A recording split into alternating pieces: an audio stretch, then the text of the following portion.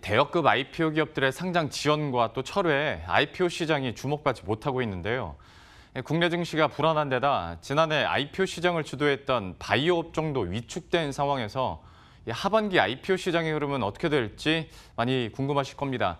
관련해서 취재기자와 함께 이야기 나눠보도록 하죠. 증권부의 정희영 기자 나와 있습니다. 사실 저도 IPO 시장에서 올해 대여 한번 꼽아봐라 하면 딱 떠오르는 기업이 사실 없습니다. 그런데 숫자로 봤을 때는 꽤 많다면서요? IPO 대기하고 있는 기업들이. 그렇습니다. 어제 기준으로 한번 살펴봤는데요. 보통 그 IPO를 시작을 하면은 한국거래소에 상장 예비 심사 그 신청서를 청구하게 되는데 이 기업들이 63곳으로 나왔습니다. 여기는 신규 상장과 이전 상장 그리고 스펙 합병을 모두 합친 수치입니다.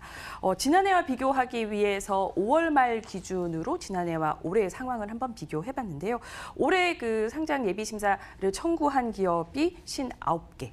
기업이었고 예. 지난해 같은 경우에는 49곳이었습니다. 지난해보다 한 10곳 정도 늘어난 거죠. 그렇기 때문에 대여가 없어서 주목을 받지는 못하고 있지만 IPO 시장 자체가 침체된 것은 아니다라고 볼 수 있을 것 같고요. 특히 좀 눈여겨볼 점은 4월에 상장 예비 심사를 신청한 기하급수적으로 늘었다는 것입니다. 32개에 달하는데요.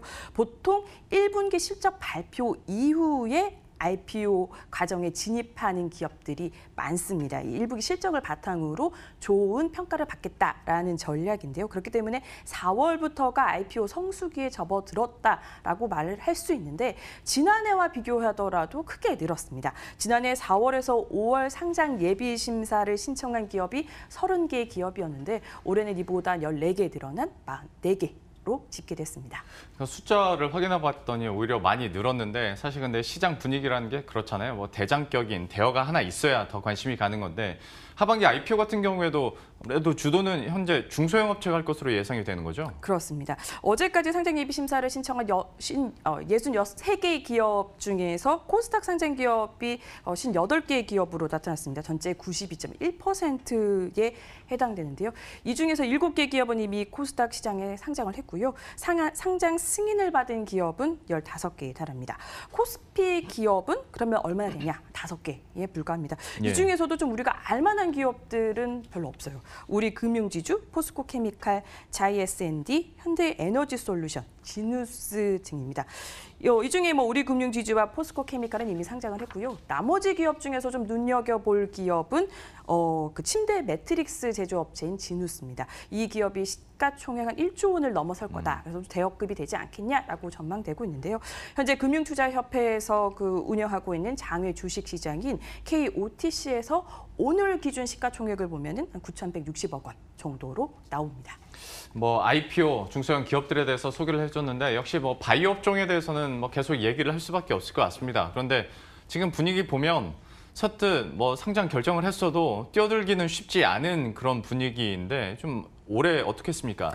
그렇습니다. 올해도 지금까지 나온 상황만을 봐서 올해 하반기를 좀 전망을 해본다면 하반기는 IPO 기업들이 IPO 시장에 있어서 바이오 기업들의 입지는 좀 줄어들 것이다, 낮아질 것이다라고 전망이 되는데요.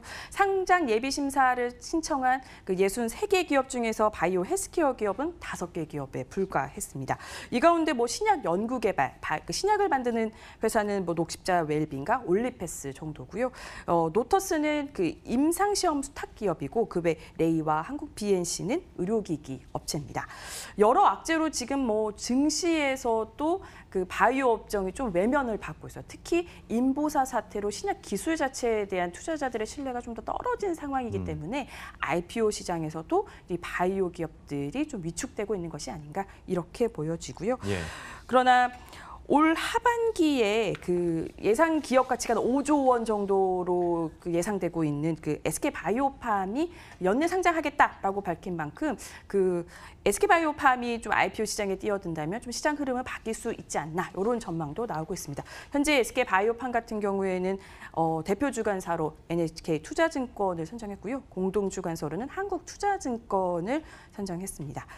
좀 요즘 현재 상황으로 봐서는 2차 전지 기업들이 좀 IPO 시장을 주도한다라고 보여지는데요. 네. 대표적인 기업들로는 그 AFW, 코인테크, ITM 반도체 등을 꼽을 수 있습니다. 일단 자동차 산업이 그 환경 규제 이슈 등으로 내연기관에서 전지차로 옮겨가면서 그 전기차 배터리에 사용되는 2차 전지 수요가 증가하면서 산업 자체가 늘어날 거다 해서 시장에 대한 전망도 좋고 올해 초 IPO를 했던 기업들이 시장 반응이 좋았습니다.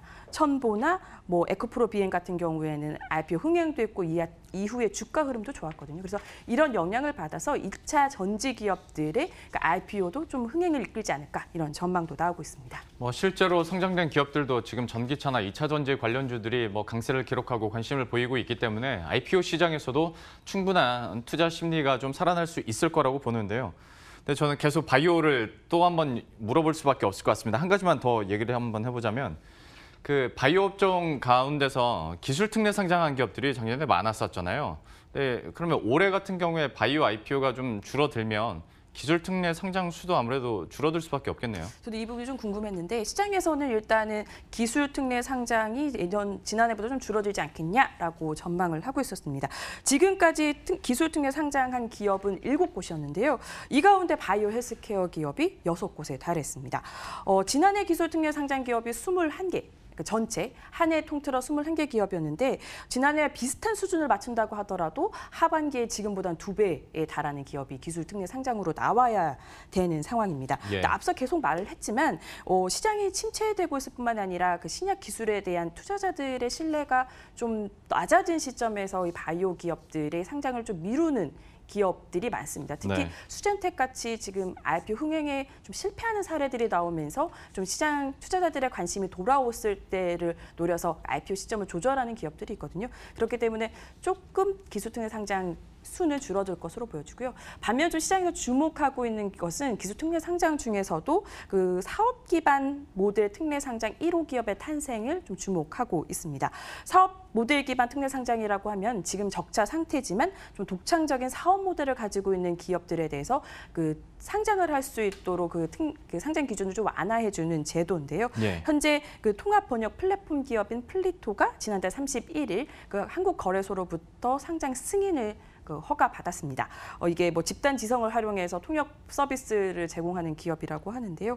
뭐 이후 특례 상장 기업 같은 경우에 뭐 테슬라 여권 상장이나 아니면 성장사 특례 상장 1호 기업들이 IPO 흥행에서 성공한 만큼 사업 기반 특례 상장인 플리토도 앞으로 좀 IPO 흥행에서 어떤 모습을 보일 것인지 이제 이후 주가는 좀 어떤 흐름을 보일 것인지 좀 투자자들이 관심이 집중되고 있는 것 같습니다. 예. 그럼 마지막으로 성적표만 한번 확인해보고 마치도록 하죠. 올해 상장한 기업들 IPO 그러니까 상장한 이후에 성적이 좀 어땠습니까? 네. 일단은 상반기에 IPO를 했던 기업은 15개. 15개입니다. 5월 말 기준으로 15개 기업인데요. 예. IPO 흥행 실적만 좀 점수로 따지자면 상당히 높게 주고 싶습니다. 공모가가 희망 공모밴드 상단이거나 초과한 기업이 13개에 달합니다. 전체의 86.7%고요.